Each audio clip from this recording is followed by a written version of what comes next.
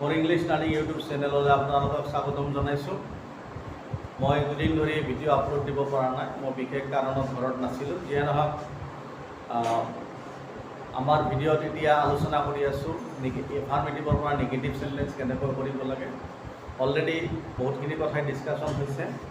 এতিয়া অৰ্থৰ পৰিৱৰ্তন নকৰাকৈ চেণ্টেন্স এটা এফাৰ্মেটিভৰ পৰা কিদৰে নিগেটিভ কৰা হয় সেই বিষয়ে আলোচনা চলি আছে। চ' আজিও সেই টপিকটোৱে মই আৰু বিশদভাৱে আলোচনা কৰিম। So' affirmative to negative, affirmative negative, okay. আৰু কেতিয়াবা নিগেটিভৰ পৰা এফাৰ্মেটিভ, সেইকাৰণে কি এৰো মাৰ্ক মই দুফালে দিছোঁ। So' affirmative negative, negative affirmative. Already মানে অৰ্থৰ পৰিৱৰ্তন নকৰাকৈ এফাৰ্মেটিভ নিগেটিভৰ ডিছকাশ্যন চলি আছে। মানে যেনেদৰে মই আগৰ ভিডিঅ'টোত চেণ্টেন্স লিখিছিলোঁ the sun rises in the east, ইয়াক নিগেটিভ কৰিলে কি লিখিব লাগে? The sun does not but rise in the east, অৰ্থাৎ সূৰ্য পূবফালৰ বাহিৰে ক'তো উদয় নহয়। অ'কে, নিশ্চয় বুজি পাইছে। আজি আৰু বিশেষ কেইটামান নিয়মৰ কথা উল্লেখ কৰিম, যিকেইটা নিয়ম মতে কি হয়, এফাৰ্মেটিভৰ পৰা নিগেটিভ চেণ্টেন্স লিখিলে অৰ্থৰ কোনো পৰিৱৰ্তন নহয়। যেনেকৈ লিখিছোঁ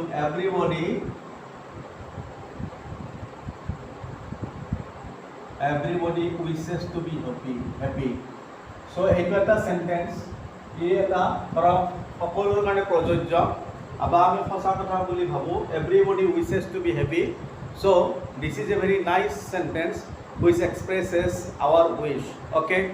So সকলোৱে সুখী হ'ব বিচাৰে। যদি ইয়াক আমি নিগেটিভ কৰোঁ তেতিয়া কি কৰিম? নিগেটিভ কৰিলে এনেকুৱাই কৰিব লাগিব, কোনেও দুখী হ'ব নিবিচাৰে। তাৰমানে সকলোৱে সুখী হ'ব বিচাৰে, অৰ্থাৎ এনেকুৱা চেণ্টেন্সৰ মিনিঙৰ চেঞ্জ কৰিব নোৱাৰোঁ। চ' এইটো কি হ'ব? এভৰিবডি থাকিলে নবডি লিখি নিগেটিভ কৰা হয়। Nobody wishes to be unhappy. Okay, nobody wishes to be unhappy, ই নিগেটিভ হৈ যাব। আচ্ছা, এতিয়া মই ক'ব বিচাৰিছোঁ যে কোনোবাই ধৰক হেপিৰ অপজিট ৱৰ্ড আনহেপি নাজানে। এইটো এটা সহজ শব্দ, গতিকে সকলোৱেই জানে, কিন্তু এনেকুৱা কিছুমান ৱৰ্ড আহি যাব পাৰে এভৰিবডি থকা চেণ্টেন্সত যিটোৰ অৰ্থ আমি, অৰ্থাৎ অপজিট ৱৰ্ড আমি নাজানিলে আমি কি নিগেটিভ নকৰিম নেকি? নিগেটিভ কৰিম আৰু শুদ্ধকৈ কৰিম। তেতিয়া কি কৰিম? চেণ্টেন্সটো কমপ্লেক্স চেণ্টেন্সত লিখি তাক আমি নিগেটিভ কৰিব পাৰিম। অৰ্থাৎ তেতিয়া এনেকৈ লিখিম, এভৰিবডিৰ জেগাত নবডি হ'বই। There is nobody who does not wish to be happy. Who does not wish to be happy. অৰ্থাৎ এইবাৰ আমাৰ হেপিৰ অপজিট ৱৰ্ড লিখিব নালাগে, আনহেপি লিখিব নালাগে, বা ছেড এনেকুৱা ৱৰ্ড আমি লিখিব নালাগে। আৰু যিহেতু উইচেছ আছে সেইকাৰণে আমি ডাজৰ সহায় লৈছোঁ, আৰু ডাজৰ সহায় লৈ নট লিখি ডাইৰেক্ট উইচেছটোক আমি উইচ হিচাপে লিখিছোঁ। এজ বাই এছ উঠি থাকে, আগৰ নিয়ম আগতে কৈছিলোঁ, নিয়ম একেটাই চলি আছে। So' everybody wishes to be happy, ইয়াক আমি দুই ধৰণে নিগেটিভ কৰিব পাৰোঁ। Nobody wishes to be unhappy, there is nobody who does not wish to be happy. Okay, নিশ্চয় বুজি পাইছে।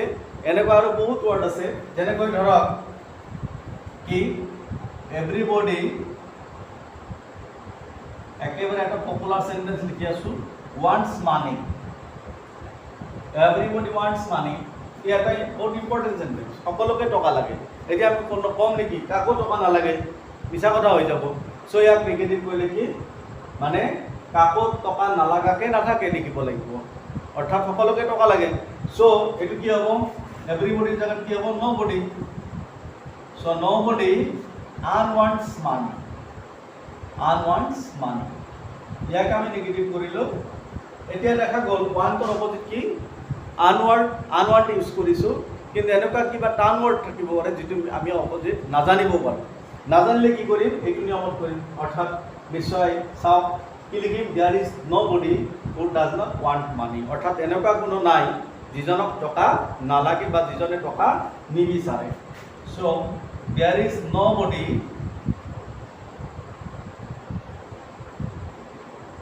হু ডাজ নট ৱান্ট মানি।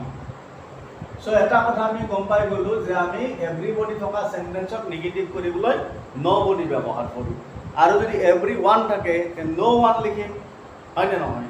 তাৰপিছত এভৰি মেন থাকিলে কি লিখিম নো মেন লিখিম অৰ্থাৎ এভৰি ঠাইত কি লিখিম নো লিখিম বা অল থাকিলেও নো লিখিম ওকে নিশ্চয় বুজি পাইছে অৰ্থাৎ এভৰিবডি থকা সেন্টেন্সক নেগেটিভ কৰিবলৈ নো বুলি লিখা হয় বা এভৰিৰ জায়গাত নো লিখিলেই নেগেটিভ হ'ব অপোজিট ওয়াৰ্ড ইউজ কৰিব লাগিব যদি অপোজিট ওয়াৰ্ড আমি নাজানো তেতিয়া দেয়াৰেৰে সেন্টেন্স কমপ্লেক্স সেন্টেন্সত লিখি আমি কি বাটৰ ব্যৱহাৰ কৰি হয় দেয়াৰেৰে সেন্টেন্সটো লিখি আমি কি কৰিম কমপ্লেক্স সেন্টেন্সত লিখি নেগেটিভ কৰিম তেতিয়া কোনো অপোজিট ওয়াৰ্ডৰ প্ৰয়োজন নহয় যেনেকৈ কি এভৰি ম্যান লিখিলে এবাৰ okay every man loves his own country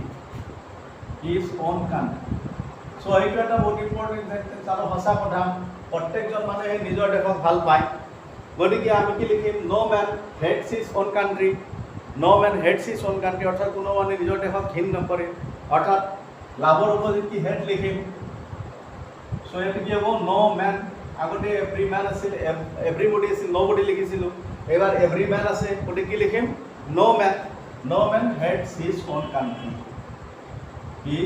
own country okay নিশ্চয় আপোনালোকৰ কনসেপশন ক্লিয়াৰ হৈ আছে এফাৰ্মেটিভ নেগেটিভৰ ক্ষেত্ৰত বিশেষকৈ আমাৰ ক্লাছ 9 এইচএস ষ্টুডেন্ট আৰু আমাৰ যিসকল এতিয়া টেট পৰীক্ষা দিব ওলাইছে এই টেট পৰীক্ষাৰ্থীৰ কাৰণে কিন্তু বহুত ইম্পৰ্টেন্ট এনেকুৱা সেন্টেন্স পৰীক্ষাত আহিবই টেন্স সম্পৰ্কে আহিব টেন্সৰ আছে ভয়েসৰ আছে গতিকে সেন্টেন্স সম্পৰ্কে আহিব গতিকে মই ভাবো তেখেতসকলে বেছিকৈ ভিডিঅ'বিলাক চালে পৰীক্ষাত কৃতকাৰ্য হোৱাৰ কাৰণে অতিশয় সহজ হ'ব so you see look over there is no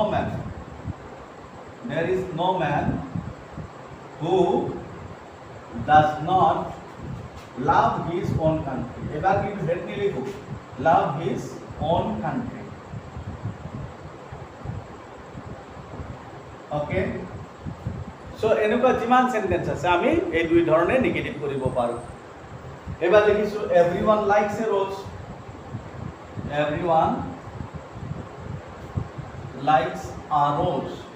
অৰ্থাৎ প্ৰত্যেকে গোলাপ ভাল পায় বা সকলোৱে গোলাপ ভাল পায় গতিকে লাইকছৰ অপোজিট কি ডিসলাইক গতিকে nobody dislikes a rose কোনেও গোলাপক বেয়া নাপায় কি লিখিম কোনেও গোলাপক বেয়া নাপায় no one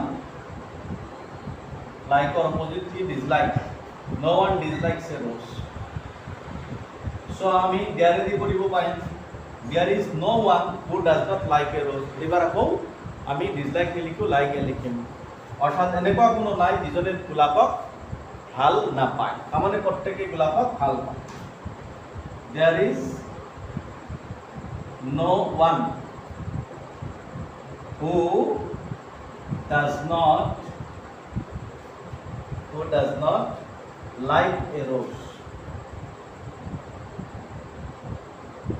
okay negative there is no one who does not like a rose so নিশ্চয় আপোনালোকে বুজি পাইছে একেটাই ৰুল মই বাৰে বাৰে বিভিন্ন সেন্টেন্সৰ দ্বাৰা আপোনালোকক বুজাবলৈ চেষ্টা কৰিছো আৰু নিশ্চয় বুজি পোৱাত কোনো ধৰণৰ অসুবিধা হোৱা নাই আৰু বহুত ইম্পৰ্টেন্ট সেন্টেন্স গোটেইকেইটা সিগনিফিকেন্স থকা সেন্টেন্স আৰু এইবিলাক আমাৰ লাইফ মানে লাইফ প্ৰসেছত বা লাইফ ষ্টাইলত আমি এইবিলাক ব্যৱহাৰ কৰোঁ এই সেন্টেন্সসমূহ গতিকে ইয়াক আমি এফাৰ্মেটিভ কৰিব পাৰোঁ নেগেটিভ কৰিব পাৰোঁ ওকে এতিয়া হওক যেনেকৈ ধৰক আমাৰ সকলোৱে জানে everybody এডমিটছ that Tendulkar is a great cricketer এই সেন্টেন্সটো হায়াৰ সেকেন্ডাৰীত আহিছিল দুবাৰমান আহিছিলে so everybody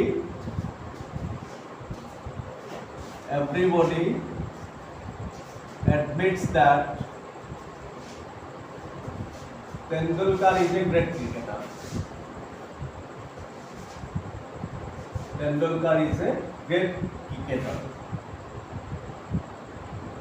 so এটা একটা ফেমাস সেন্টেন্স আর ইয়াক আমি যদি নেগেটিভ করি কি লিখিম এভরিবডি জায়গাত নবডি লিখিমেই হয় না নহয় নবডি লিখার পিছত কি হ'ব আমি এডমিটৰ অপোজিট কি লিখিম ডিনাই লিখিম so nobody denies that nobody denies everybody admits আছে গতিকে nobody denies হ'ব that Tendulkar is a great cricketer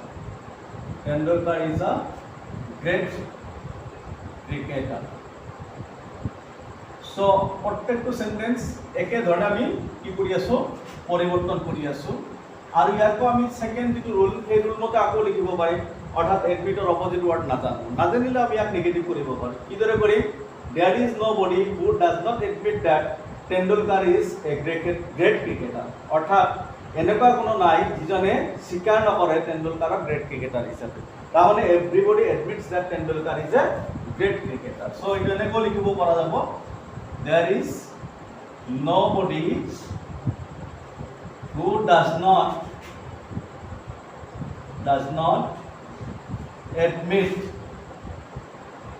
admit that Tendulkar is a great cricketer. So আমি প্ৰত্যেকটো সেন্টেন্স এই দুই ধৰণে অৰ্থাৎ অপজিট ৱৰ্ড ব্যৱহাৰ কৰি নাইবা অপজিট ৱৰ্ড ব্যৱহাৰ নকৰাকৈ আমি নিগেটিভ কৰিব পাৰোঁ নিশ্চয় আপোনালোকে বুজি পাইছে কনসেপশন নিশ্চয় ক্লিয়াৰ হৈছে অৰ্থাৎ নিগেটিভ কৰাৰ কিছুমান নিয়ম যিটো নিয়মৰ অৰ্থৰ পৰিৱৰ্তন নকৰাকৈ আমি সেন্টেন্স এটাক নিগেটিভ কৰিব পাৰোঁ অৰ্থাৎ এইবিলাকক interchange of affirmative to negative বুলি কোৱা হয় অৰ্থাৎ কেৱল ষ্ট্ৰাকচাৰৰ চেঞ্জ হয় মিনিঙৰ চেঞ্জ হয় গতিকে আমি আগলৈ আৰু এই সম্পৰ্কে ভিডিঅ' আৰু আপোনালোকক আপলোড দি থাকিম আলোচনা আৰু বহুত বাকী আছে গতিকে আজিৰ কাৰণে আমি ইয়াতেই ভিডিঅ'টো সামৰিছোঁ নিশ্চয় আপোনালোকে চালে গম পাব আৰু পিছলৈ আৰু চাই থাকিব আৰু আপোনালোকক মোৰ ভিডিঅ'বিলাক চাই থকাৰ কাৰণে ধন্যবাদ জ্ঞাপন কৰিছোঁ